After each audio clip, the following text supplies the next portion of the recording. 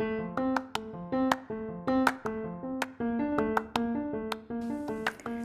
you know that I have an Instagram page for this podcast? On my Insta page, I'm a lot more regular and interactive. And I also share the journey of putting the episode together, the research, the articles, the books I read for every episode. So if you want to dig deeper into any of these topics, or just want to come and say hi, then find me on Instagram. Messages from you is all the motivation I need to keep growing this podcast. And talking about motivation and needs and growth, today's episode is all about that. In this episode, I'll break down Maslow's hierarchy of needs, which he made in 1943, and try to give it a modern spin. So much has changed in the way we live, in the way we socialize, in the way we look at the world since then. So I thought it would be interesting to consider what people need to grow in this digital age. Come, let's think together.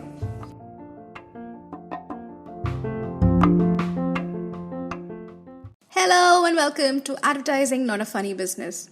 I took so long to work on this episode, it is not funny. Almost 3 months, and honestly, I wanted to marinate my thoughts for a little longer because there is just so much to unpack in this and so much more that I could still think about. But I will share what I have in my mind so far, and then maybe you can help me build further on this. To start out, I was so fascinated to find out that there is no pyramid in any of Maslow's work on hierarchy of needs. Pyramid signifies the hierarchy where you evolve from one level to the next as your needs keep getting met. But later studies suggested that it is not exactly like a pyramid, but more like a ladder where your hands and legs are on different rungs and you are simultaneously affected by different needs. Which makes sense because my need for security, for instance, will not go away even as I evolve, so to say. And then I came across this book by Scott Barry Kaufman called Transcend, the New Science of Self-Actualization, in which he proposed a new metaphor in place of the pyramid and the ladder. And that got me thinking, and I came up with my own interpretation, a new metaphor, which was quite exciting and a fun exercise for me. I will come to it a little later, but first let me start with a few lines from Kaufman's book. He says that life isn't a trek up a summit. It's more like a vast ocean full of new opportunities for meaning and discovery, but also danger and uncertainty. In this choppy surf, a pyramid is of little use. What we really need is something more flexible and functional. A sailboat. Now let me help you visualize the sailboat metaphor that Kaufman is talking about. The bottom pyramid of the sailboat is security needs. It is made of safety, connection, and self-esteem. Simply put, when you feel insecure about these things, insecure about your safety, your connections, and your self-esteem, you lack stability in your life and you are unable to grow. Then comes the growth aspect of this model represented by the sail of the boat. It starts with the need for exploration, then the need for love, and thirdly the need for purpose, which is the topmost equivalent of self-actualization, which leads to an unending journey called transcendence. There are 3 things that I find really interesting in how Kaufman's sailboat is different from Maslow's pyramid. First thing that resonated with me was how Kaufman has added a new dimension of exploration and discovery in this entire spectrum of needs. This need was completely missing in Maslow's work. Also, it makes so much sense in the world we are living in today versus 1943. Social media and internet has really increased the possibilities of searching for things, seeking and stumbling upon the unfamiliar, and discovering something new every day. So exploration and discovery is one big tool to grow, to continuously learn new things and improve yourself. Second thing I find intriguing in the sailboat metaphor is how he has teased out Maslow's love and belonging stage, which was one single unit originally, and broken them into 2 parts, connection and love. Connection forms the bottom part of this sailboat that brings you stability. Your connection with your friends, your family, what holds you together, gives you the strength to go ahead and explore the world. And love belongs to the sail part of the boat metaphor. Our close connections give us a sense of stability, but love really drives us to do things. When we are driven by our love, our passion for things that we like to do, that is what helps us grow. Thirdly, I found the analogy of the choppy waters really interesting. The danger and the uncertainty that has such a strong impact on how motivated we feel, and the probability whether we would be able to grow to our full potential. I feel these 3 insights are very relevant for the digital age. And I have built onto these insights through my metaphorical framework. But before I get to that, there is one more piece of information I want to share. I also found many comparisons being made between Maslow's pyramid and the chakras of human body, where they compared each of the 7 chakras of human body to different levels in Maslow's pyramid. They say when your chakras, quote unquote, open, energy starts flowing across your body, and when all your chakras open up, you are able to fulfill your potential. So what I found interesting was this commonality between the concept of chakras and all the scientific study on human motivations about the flow occurring between all the need states. How all the needs are integrated and work simultaneously to facilitate your growth. And that sparked the new metaphor in my head.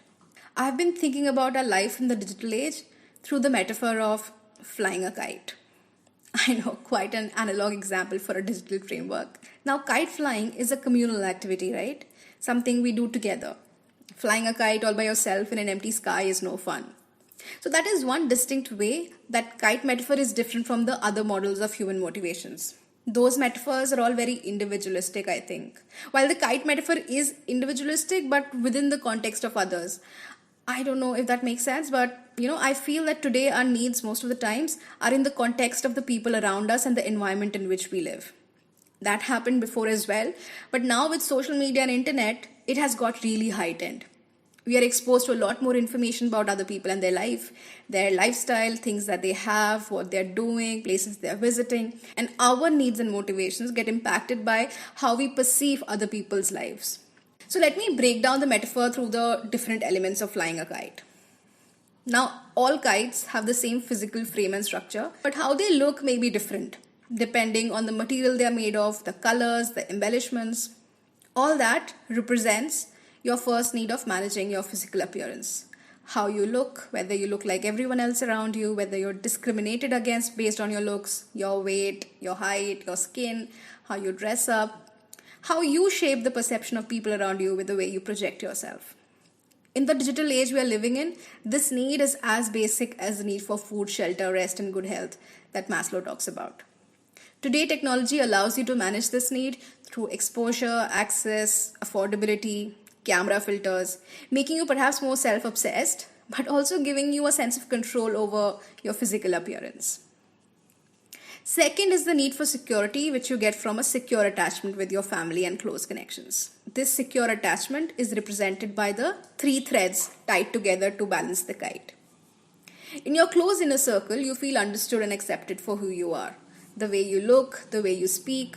There is no trolling, no misconstrued thoughts, no judgment.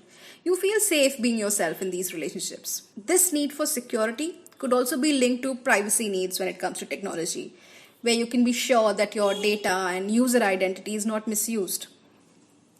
These 2 things, managing your physical appearance and your secure attachment with your close connections, are the first 2 basic needs that come together to give you a sense of self-assurance. If you're deficient in these, it is difficult for you to grow to your fullest potential in this digital age. After this, we move on to growth needs, which starts with the need for exploration and discovery, just like Kaufman's model. But exploration comes with its own challenges. Considering our lives in this digital focused world today, the more we explore, the more we discover, the more overwhelming it gets, doesn't it?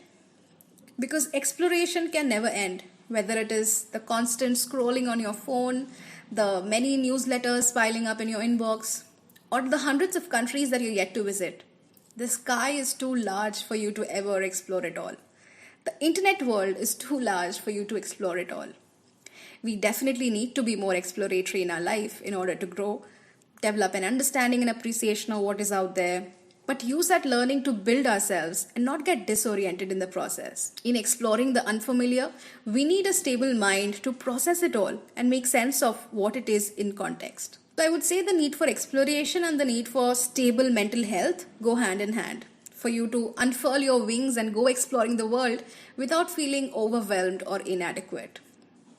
So in this kite framework, the manja, which is the string that is connected to the 3 threads of the kite, is the metaphor of exploration.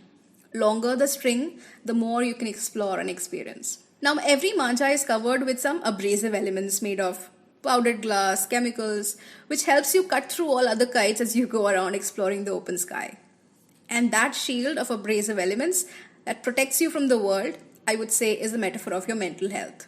Stronger the string, easier it is to wade through all the competition and comparison you may unconsciously feel while exploring in this digital age. Now, as you go around exploring the world outside your comfort zone, backed up with self assurance and strong mental health, what is also crucial is how you make sense of the world that you've always inhabited. That is one thing that I've learned from all the traveling I've done outside India. When I learn about another culture, I learn so much about my own self and the world I inhabit. The contrast between what I see and what I've grown up seeing gives me new eyes when I come back to my country. At this point, I want to tell you a little story. Sorry for the detour, I'll come back to the kite metaphor again, but I just need to share this little story right now. So back in 2019, October, I visited Spain and some other countries in Europe. We were staying in a small town called Mataró, very close to Barcelona. It is a port city and our hotel was right in front of the port. So we could see rows of boats parked in line right from our balcony. It was beautiful, especially at night. I had not seen anything like that before. Just in between the port and our hotel was this really small garden where 3 teenage boys were sitting and drinking beer or cider, whatever. And they looked quite hip, almost like those teenage boy bands. And then suddenly, one of those boys got up and with no inhibitions, unzipped himself and started peeing on the coconut tree next to him. I looked away, of course, but I was hit by this unexpected shock that just ruined my morning. Back in India, if I had seen someone pee in the middle of a garden, I would have judged them harshly and would have thought how uncivilized they are. But here there was this hip little Spanish boy peeing away to glory and laughing about it with his friends. It was disgusting, but this happens in India all the time. Why was I so surprised? Because I didn't expect people who looked like that or who belonged to a place like that to do something like that. But people do silly things all the time, right? I felt so stupid for the way I judged people back in India all along. I don't know if I'm able to explain this whole situation. It's a little complicated how I felt in that moment. I still do feel disgusted by the act, but it completely changed the way I look at the whole thing now. So what I'm trying to say is that when I explore the world outside, it makes me look at my own inner world a little differently. And that is what I mean by exploration and discovery of diverse worlds, leading to personal discoveries and realizations. Okay, one more small story. Not really a story, but another moment of discovery I had when I was traveling to Bhutan. Bhutanese people have such a strong pride for their own culture, their traditional clothes, their customs. I was pleasantly surprised to see that everybody in Bhutan wears their traditional clothes. The kira for women and go for men. You won't see anybody on the streets or anywhere else wearing shirts or pants or frocks. Even little girls and boys wear kira and go and they look so cute. Looking at them made me realize how in India, wearing a sari has become a festive thing or, it typecasts you into a certain personality. Why do we feel so uncomfortable embracing our traditions? Why do we feel that if we embrace our traditions, we are not modern anymore? Anyway, sorry for the long detour. Coming back to the kite framework. We discussed about the strength of manja, which stands for the need for exploration and the need for mental health. That goes hand in hand. Next is the wooden spool that holds together the entire length of the string. This wooden spool holds together all the stories and experiences that you are made of and that of your ancestors.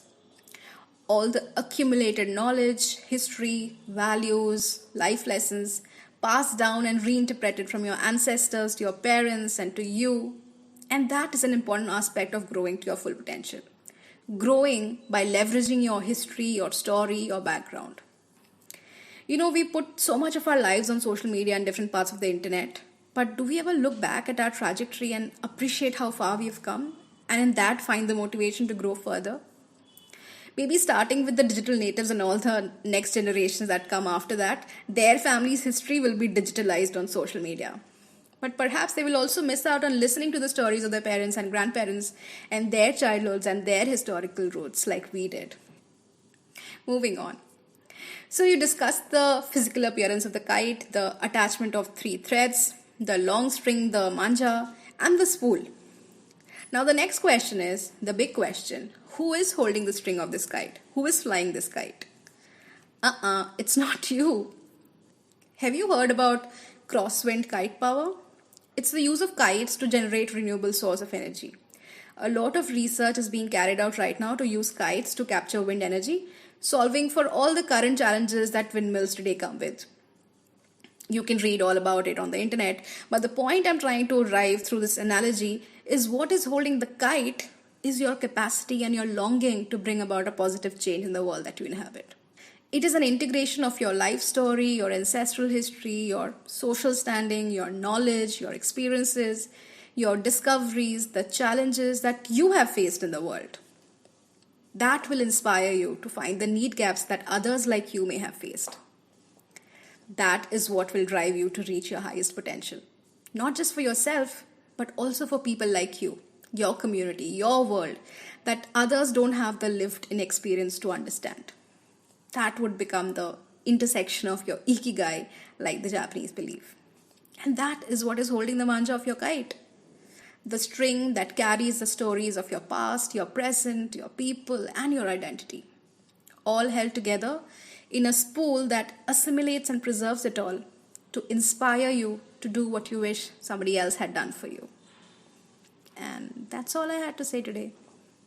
Just to reiterate, whatever I've discussed here is not scientifically validated, and I could find loopholes in it.